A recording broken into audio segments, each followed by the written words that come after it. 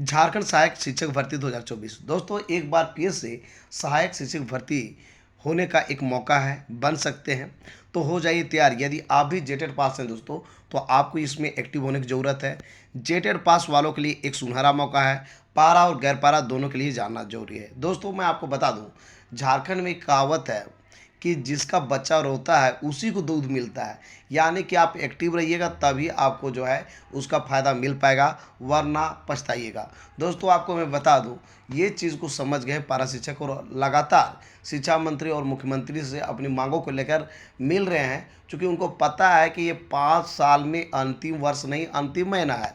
और ऐसी स्थिति में यदि वो काम नहीं करा पाते हैं तो फिर से 5 साल तक लगभग कोई काम हो नहीं होने वाला है। तो मिला जुला के ये अंतिम अवसर है। जो भी जेटेड पास किए हैं, चाहे वो पारा शिक्षक हैं या गैर पारा शिक्षक हैं, दोस्तों मैं एक एक करके बताता हूँ।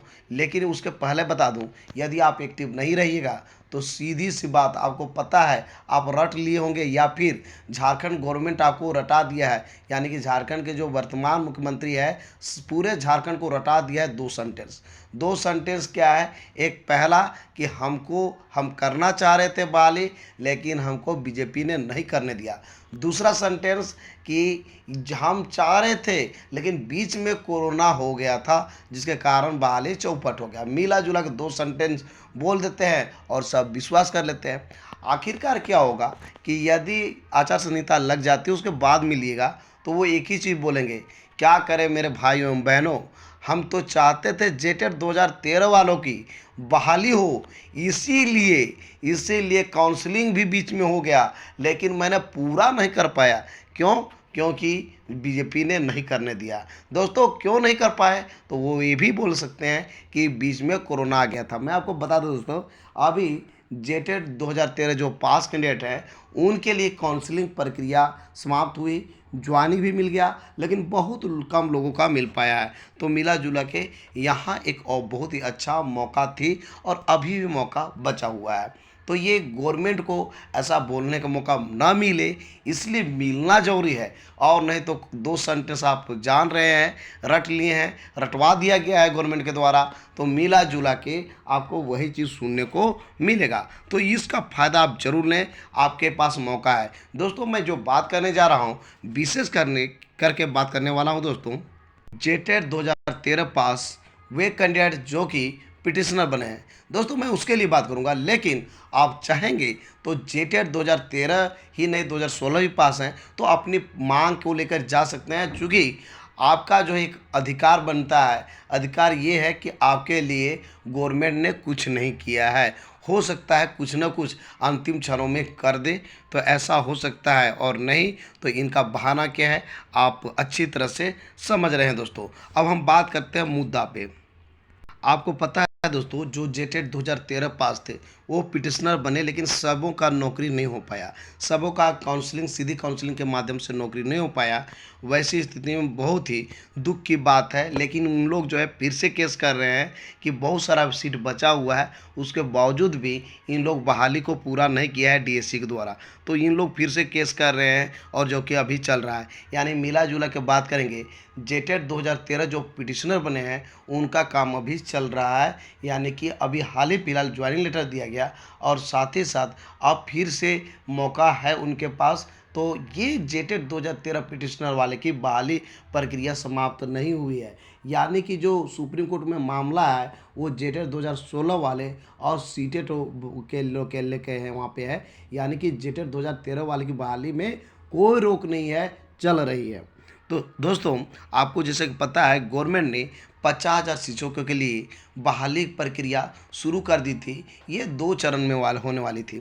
एक पहला चरण में 26,001 शिक्षकों की बहाली होने वाली थी, जबकि दूसरा चरण में लगभग 24,000 शिक्षकों की बहाली होने वाली थी, जो कि झारखंड सहायक आचार्य के रूप में होने वाली थी। अब बात करते हैं कि ये जो मामला है 26,001 जो बहाली है ये सुप्रीम कोर्ट में है, जो कि जेटेड वर्सेस सीटेड को लेके है।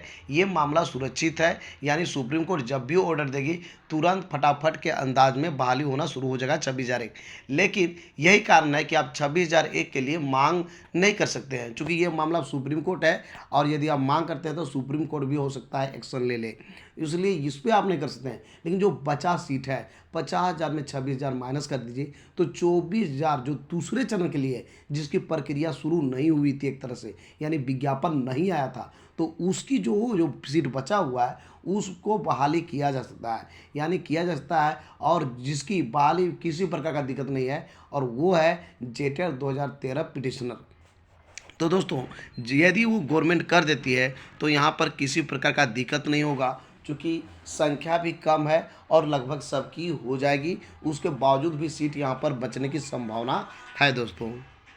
आपको यह भी पता है दोस्तों कि ये जो है कैबिनेट की अंतिम बैठक होने वाली है 14 अक्टूबर को, यानी 14 अक्टूबर के पहले आपको एक्टिव होना है, यानी कि आपको शिक्षा मंत्री और मुख्यमंत्री से मिलना जरूरी है कि हम लोग की बहाली किया जाए, अन्यथा आपके हाथ से ये मौका निकल जाएगा। और बता दूं आपको, ये आपके लिए गोल्डन अपॉर्चुनिटी है, यानी कि सुनहरा मौका है, तो इसे जाने मत दीजिए अपने हाथ से दोस्तों, क्योंकि ये जो अंतिम मौका है और अंतिम में सरकार चाहेगी कि हम कुछ ना कुछ ऐसा करके जाए जिससे कि मेरा वोट बैंक बना रहे।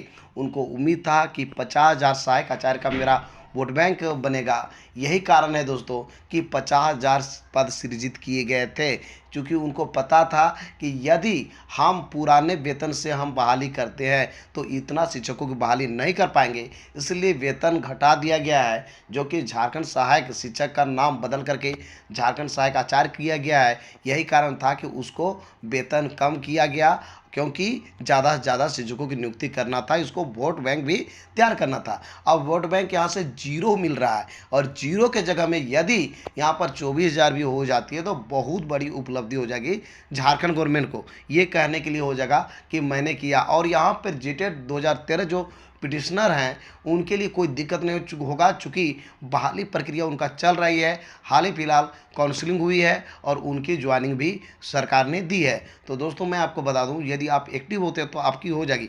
दोस्तों मैं एक बार फिर से बता दूं, यदि आप जेटेड 2016 भी पास है तो अपनी मांग को प्रमुखता के साथ रख सकते हैं, चूँकि ये जो है सबका अधिकार होता है। लेकिन आपको याद होना चाहिए ये मामला सुप्रीम कोर्ट में गया है, जो जेटेड 2016 वाले गए हैं और सीटेट वाले गए हैं। यही कारण से थोड़ा सा पॉइंट वीक हो रहा है, तो आप समझ गए होंगे दोस्तों, आपको एक्टिव होना बहुत ही जरूरी है। दोस्तों आप तैयार हो जाइए कि आखिर कब जो है शिक्षा मंत्री और मुख्यमंत्री से मिलना है, जब कब भी मिलना है दोस्तों। आप इस वीडियो कमेंट बॉक्स में लिखिए और इस प्रकार से एक प्लान बनाया जाएगा कि कब सबको मिलना है शिक्षा मंत्री और मुख्यमंत्री से, जिससे कि आपका अपना अधिकार मिल सकता है, अपने जो हक के लिए आप लड़ सकते हैं। तो इसके लिए मिलना होगा और उसके लिए तय कीजिए तिथि, और उसके लिए जो है आपको इस वीडियो कमेंट बॉक्स में लिखना होगा। तो दोस्तों आज का मेरा ये वीडियो आपको कैसा लगा जरूर हमें बताएं इस वीडियो कमेंट बॉक्स में। यदि ये वीडियो आपको अच्छा लगा दोस्तों तो इस वीडियो कर दीजिए लाइक, चैनल को कर दीजिए सब्सक्राइब, और ज़्यादा से ज़्यादा दोस्तों को इस वीडियो कर दीजिए शेयर। तो दोस्तों फिर मिलते हैं एक नए और ऑथेंटिक वीडियो के साथ, तब तक के लिए हमें इजाज़त दीजिए। धन्यवाद।